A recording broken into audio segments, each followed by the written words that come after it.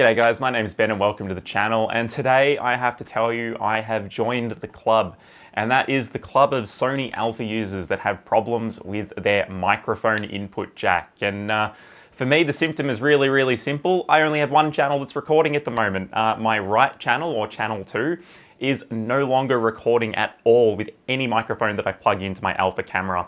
And that is obviously a really big problem, particularly if you happen to be a user that's using two microphones on both of those channels.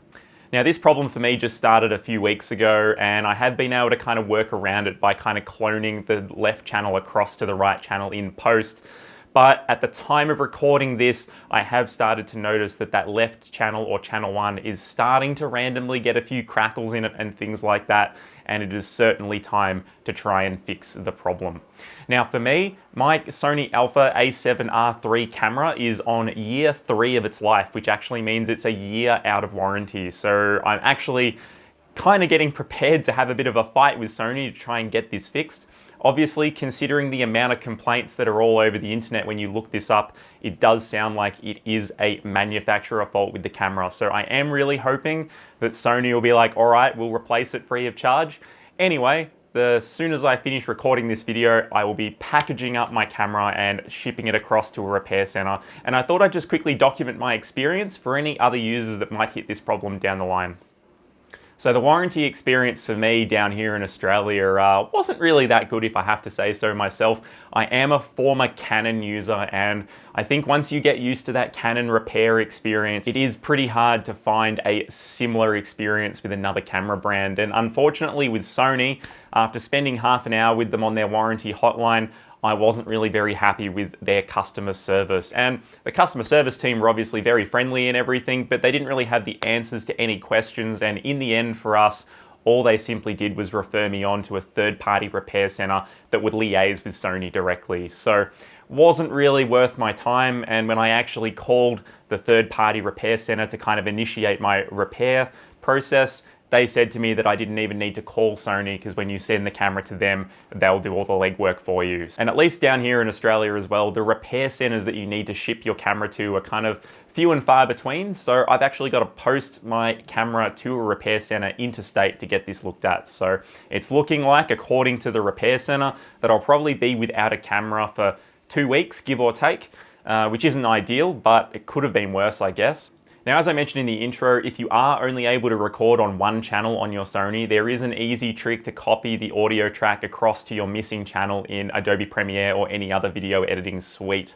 And it's a really simple thing. All you need to do is open your file in the timeline in Premiere, go to your audio channel selection, and literally just click the button to tell that channel to take it from the opposite left or right channel that's recording. So really easy hack to kind of get you back up and running if you do hit this problem.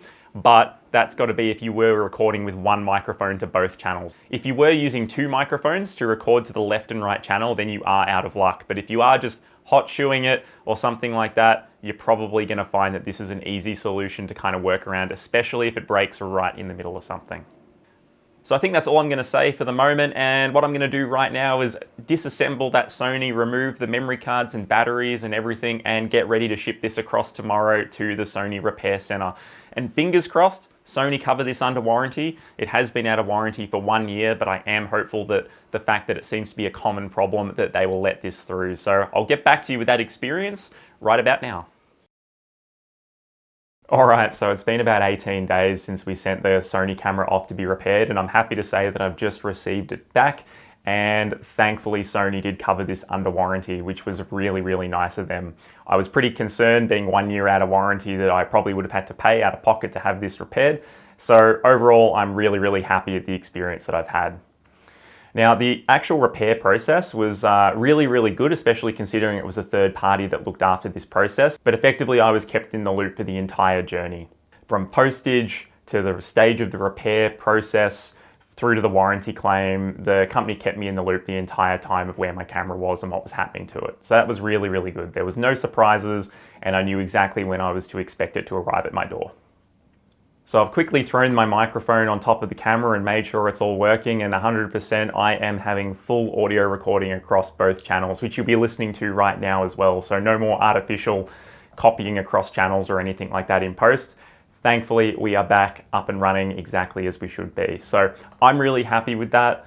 As a little bonus, the repair center also replaced the flap on the side of my camera as well, because that was kind of getting out of shape. So little bonus win there.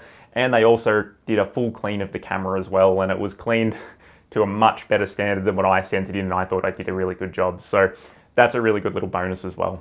Now, with the fact that my camera wasn't under warranty, I did have a conversation with them to determine if I could or couldn't get it covered under warranty. And the third-party repair center did say that they were pretty confident that they thought that they could get it repaired under warranty, but would not guarantee it until they saw the camera in person.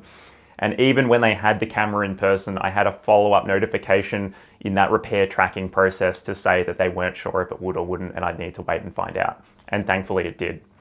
One thing I will say is both Sony and the repair center were really interested in how much I actually paid for the Sony A7R III, which kind of makes me think that maybe for out of warranty repairs, there must be some kind of standard deviation or threshold, I guess, to determine if someone's kind of got a bargain camera or paid full price for it, depending on when they bought it.